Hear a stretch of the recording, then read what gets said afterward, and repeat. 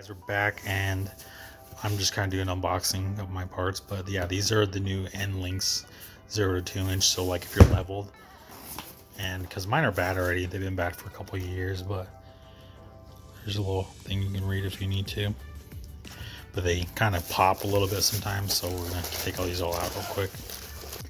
Okay, so we got it all laid out. Here's just all the hardware, the actual tie rods, or the sway bar links, but yeah, and everything else you need. It's pretty simple instructions. Clevis and lower control arm, and link in place. Clevis rotate so bushing is relaxed. Bushing is swell slightly, but do not over tighten.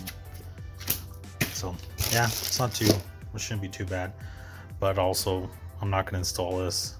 And I also actually got these sway bar bushings because mine are just old. They should be, I just gonna replace them while I'm there, because I'm actually going to, these are nicer. I've heard they're really good. I'm not sure if I got the right size, but this is the guy on the forum said get these 1 3/8. So we'll be replacing these, and they're greasable too. So energy suspension, I'll put a link down below to grab all this stuff. But yeah, so what I'm actually going to do is have everything, my tie rods and my sway bar powder coated, and then when I put it back on, I'll put these ones on, do everything, so everything's nice, cool, clean, and collected.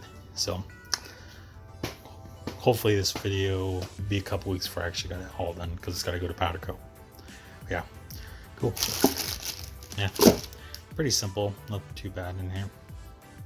So, and then these are just the sway bar bushings, so little greasable zerks on it, so that'll be nice. But I'll put everything down link below. It just comes with that and some washers. So yeah, that's it.